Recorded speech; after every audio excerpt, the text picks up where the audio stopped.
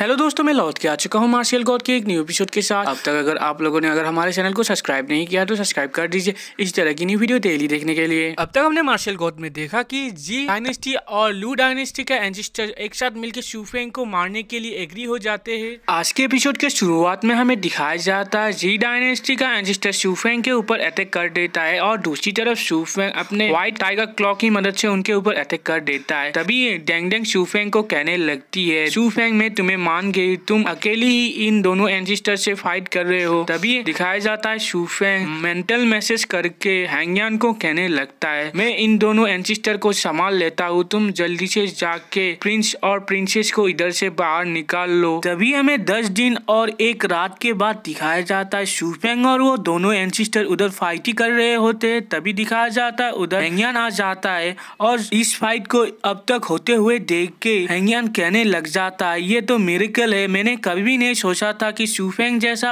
ऐसा एक छोटा बच्चा इन पावरफुल एंसेस्टर के साथ इतनी देर तक फाइट कर सकता है। तभी हमें लू डायनेस्टी के एंसेस्टर को दिखाया जाता है जो जी डायनेस्टी के एंसेस्टर को कहने लगता है, हमें बहुत ही देर हो चुका है, इसलिए हमें जल्दी से शू फेंग को इधर मारना होगा। तभी जी डायनेस्टी का एंसेस्टर भी कहने लगता है ठीक है। तभी हमें दिखाया जाता है दोनों एक साथ मिलके एक कॉम्बाइन अटैक शू फेंग के ऊपर कर देते हैं, जिस कॉम्बाइन अटैक को देख के शू फेंग भी घबरा जाता है। तभी हमें दिखाया जाता है वो कॉम्बाइन अटैक शू फेंग को हिट कर जाता है, जिसकी वजह से शू फेंग उधर बहुत ही बुरी तरीके से घायल हो जाता है। तभी शू फेंग को इस तरीके से घायल होते देख के हैंगयान शू फेंग की तरफ आगे बढ़ता है। तभी शू फेंग के पास पहुंच के वो कहने लगता है, इसके बॉडी से तो royal blood line ancestor formation का पावर भी जा चुका है। तभी हमें दिखाया जाता है शू फेंग धीरे से आंखें खोलने लग जाता है, जिसको देख के हैंगयान शू फेंग को पूछने लग जाता है, शू फेंग क्या तुम ठीक हो? तभी शू फेंग कहने लगता है, तुम मेरे बारे में चिंता मत करो, मैं ठीक हूँ। तभी हमें जी डायनेस्टी के एंसेस्टर को दिखाया जाता है जो शू फेंग की तरफ देख के कहने लगता है, तुम तो एक्चुअली में 9 लेवल ऑफ प्रोफाउंड रिलीम के बंदे हो, मगर तुम्हारे पास कुछ स्किल है और तुमने तो अपने इस कल्टीवेशन से ही इतने पावरफुल ऑरा को अपने बॉडी के अंदर स्टेबलाइज करके रखा था और तुमने तो हमारे साथ भी फाइट करने की हिम्मत की 10 दिन और एक रात तक, मगर आखिरी में तुम्हारा हालत क्या हुआ? तुमने क्या सोचा था इस दूसरे की पावर की मदद से तुम इतनी देर तक हमारे से फाइट कर सकते हो? तभी हमें दिखाया जाता है शू फेंग उस एंसेस्टर को कहने लगता है, तुमने क्या सोचा था? तुम ही टाइम को लंबा खींच रहे थे। तभी वो एंसेस्टर कहने लगता है, तुम क्या सोचते हो टाइम को लंबा खींच के तुम जीत सकते हो? और मैं जानता हूँ तुम इस टाइम को जान डायनेस्टी के करंट जनरेशन को इधर से बाहर निकालने के लिए यूज किया था। तुम क्या सोचते हो वो लोग इधर से भाग सकते हैं? तभी शू फेंग उस एंसेस्टर को कहने लगता है, तुम सारा कुछ गलत कह रहे हो, मैं इस टाइम को लंबा खींच रहा था दूसरे कारण से, मैं इधर बैकअप के लिए इंतजार कर रहा हूँ। तभी वो दोनों एंसेस्टर बैकअप का नाम सुन के कहने लगते, क्या तुम इधर क्या पागल हो गए हो? अगर 9 प्रोविंस में ऐसा कोई पर्सन होता जो हमें डिफीट कर सकता था तो वो पहले ही जियान डायनेस्टी के लोग हमारे सामने ले आते थे। तभी शू फेंग उन एंसेस्टर को कहने लगता है, ये सारा कुछ तुम्हारे ऊपर डिपेंड करता है, तुम मेरे ऊपर बिलीव करते हो या नहीं, मगर तुम्हारी मौत तुम्हारी तरफ ही आ रहा है। तभी शू फेंग का ये सारा बात सुन के जी डायनेस्टी का एंसेस्टर कहने लगता है, क्या हमारा मौत हमारी तरफ आ रहा है? तुम गलत हो, तुम्हारी ही मौत तुम्हारी तरफ आ रहा है। तुमने क्या सोचा था दूसरों से पावर हासिल करके हमारे साथ फाइट कर सकते हो आज, इसलिए मैं तुम्हें इधर ही मार डालूंगा। तभी कोई कहने लगता है, तुम्हारी कैसे हिम्मत हुई शू फेंग को हाथ लगाने की? तभी हमें दिखाया जाता है आसमान से कोई इधर आने लग जाता है। तभी हमें दिखाया जाता है दोनों एंसेस्टर के चारों ओर एक ग्रीन ऑरा फैलने लग जाता है, जिसकी प्रेशर की वजह से वो दोनों सोचने लगते हैं, इसका प्रेशर तो बहुत ही पावरफुल है, शायद ये 9 लेवल ऑफ हेवनली रिलीम का प्रेशर है। तभी एक दूसरा एंसेस्टर कहने लगता है, क्या शू फेंग ने जो कहा था वो सच है? क्या शू फेंग का ये बैकअप प्लान था? तभी हमें दिखाया जाता है ये ऑरा और किसी का नहीं, अजूर ड्रैगन सेट के फाउंडर का होता है और उनके साथ साथ मंकी किंग भी उधर आया होता है, जिसको देख के वो दोनों एंसेस्टर हैरान हो जाते हैं। तभी एक एंसेस्टर पूछने लग जाता है, तुम लोग कौन हो? तभी फाउंडर कहने लगता है, तुम लोगों को मेरा नाम जानने की कोई ज़रूरत नहीं है, तुम फिलहाल ये जान लो मैं अजूर ड्रैगन सेट का फाउंडर हूँ। तभी जी डायनेस्टी का वो एंसेस्टर कहने लगता है ये कैसे हो सकता है, अजूर ड्रैगन सेट का फाउंडर तो हज़ारों साल पहले था, वो तुम कैसे हो सकते हो, मगर तुम्हारा कल्टीवेशन उससे सेम है, मगर ऐसा नहीं हो सकता है, और अगर ऐसा हो भी जाता है तुम इतनी समय तक कैसे जिंदा रह सकते हो। तभी फाउंडर एंसेस्टर को कहने लग जाता है तुम लोग मेरे ऊपर बिलीव करते हो या नहीं, इससे मुझे कोई भी फर्क नहीं पड़ता है, क्योंकि तुम दोनों आज इधर ही मरने वाले हो। और ये कह के उन दोनों के ऊपर अटैक कर देता है, जिस अटैक को देख के वो दोनों हैरान हो जाते और अपने मन में सोचने लगते ये तो बहुत ही पावरफुल है।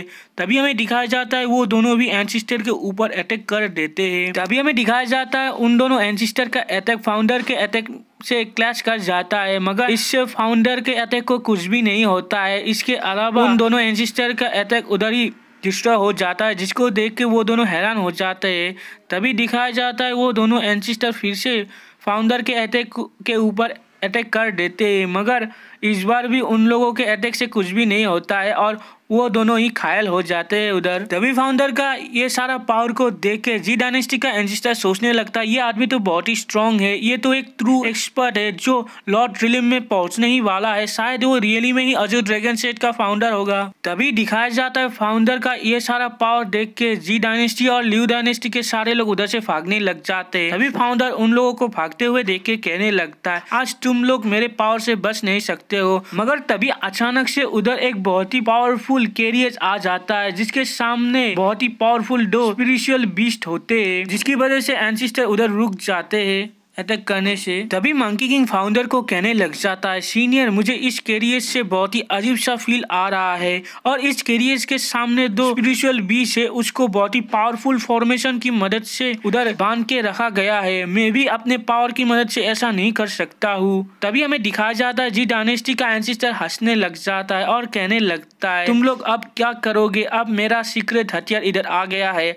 और मैं सीक्रेट हथियार की मदद से तुम लोगों को अब जिंदा नहीं छोड़ूंगा। तभी जी डायनेस्टी का एंसेस्टर का ये सारा बात सुन के मंकी किंग कहने लगता है फाउंडर को फाउंडर इस ओल्ड बास्टर्ड को एक सबक सिखाने की जरूरत है, क्योंकि ये बहुत ही बोल रहा है। तभी फाउंडर मंकी किंग को कहने लगता है तुम थोड़ा रुको, मुझे भी इस कैरियर से बहुत ही अजीब सा फील आ रहा है। तभी हमें दिखाया जाता है उधर करे हुए सारे लोग कहने लग जाते हैं ये इधर क्या हो रहा है और ये स्काई में ये कैरियर किसका है। तभी हमें दिखाया जाता है वो कैरियर जमीन में लैंड हो जाता है और जिसके अंदर से एक आदमी निकलता है और उसके साथ एक और आदमी होता है जिसको वो खींच के बाहर ला रहा होता है। तभी इन दोनों को देख के उधर खड़े हुए बहुत सारे लोग कहने लगते हैं ये सारे लोग क्या हमारे साथ कोई मजाक कर रहे हैं, इधर तो एक आदमी के साथ सिर्फ एक पागल ही है, ये इन लोगों का कैसे सीक्रेट हथियार हो सकता है, जी डायनेस्टी का एंसेस्टर क्या हमारे साथ कोई मजाक कर रहा है। तभी हमें शूफेंग को दिखाया जाता है जो उस पागल को देख के सोचने लगता है मुझे क्यों इस आदमी को देख के जाना पहचाना लग रहा है।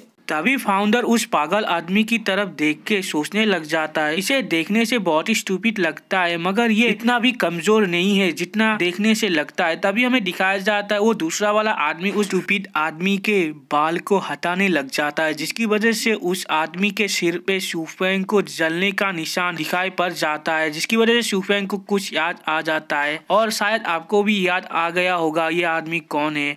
ये वही आदमी है जिसने शूफेंग को बचपन में शूफेंग के फादर के हाथ में दे गया था, और इस आदमी ने ही शूफेंग को बहुत सारे खतरों से बहुत ही बार बचाया भी होता है। तभी शूफेंग को ये सारे बातें याद आने के बाद वो तेजी से फाउंडर के ऊपर चिल्लाने लग जाता है फाउंडर इधर बहुत ही बुरा होने वाला है, आप जल्दी से उस आदमी को रोको। तभी हमें उस आदमी की तरफ दोबारा से दिखाया जाता है जो हवा में उड़ जाता है और अपने पावर को रिलीज करने लग जाता है, जिसको देख के उधर खड़े हुए सारे लोग बहुत ही हैरान हो जाते हैं। तभी हमें शूफेंग को दिखाया जाता है जो फाउंडर के पास पहुंच जाता है और फाउंडर को कहने लगता है क्या आप इस आदमी को हरा सकते हैं। तभी फाउंडर कहने लगता है इस आदमी को मैं हरा नहीं सकता हूँ, इस आदमी का पावर मुझसे बहुत ही ज्यादा है जो मैं सोच भी नहीं सकता हूँ। तभी फाउंडर के ये सारे बात सुन के उधर खड़े हुए बहुत सारे लोग कहने लगते हैं क्या अजूर ड्रैगन सेट के फाउंडर भी इसे हरा नहीं सकते, इसका मतलब ये कौन से रिलिम में होगा। तभी एक बंदा कहने लगता है शायद ये मार्शियल लॉ रिलिम का एक एक्सपर्ट होगा। तभी हमें उस आदमी को दोबारा से दिखाया जाता है जो अपने पावर को बहुत ही तेजी से रिलीज कर रहा होता है और वो तेजी से कहने लग जाता है, जो लोग मुझे फॉलो करोगे मैं उन लोगों को पावर दूंगा और जो मेरे अगेंस्ट जाएंगे वो लोग इधर ही मर जाएंगे।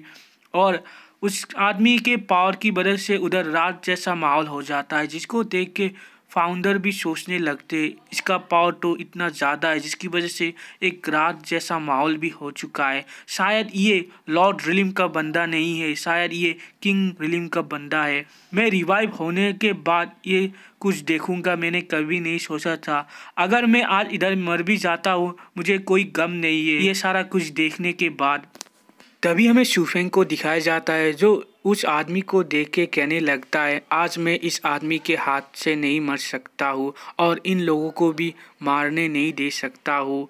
और ये कह के शूफेंग उस आदमी की तरफ जाने लग जाता है, जिसको देख के एम्पायर कहने लगते शूफेंग तुम ये क्या कर रहे हो, तुम उधर से लौट आ जाओ। तभी शूफेंग को ऐसे जाते हुए देख के बहुत सारे लोग कहने लग जाते हैं कि शूफेंग क्या खुद के मौत को ढूंढ के जा रहा है उधर। तभी हमें दिखाया जाता है शूफेंग उस आदमी के नज़दीक नहीं जा पा रहा होता है उस आदमी के पावर की वजह से, और बहुत ही तकलीफ से आगे बढ़ रहा होता है। तभी शूफेंग अपने मन में सोचने लगता है इस आदमी का तो मिशन था मुझे प्रोटेक्ट करने के लिए, शायद वो मेरे नाम को सुन के होश में आ जाए।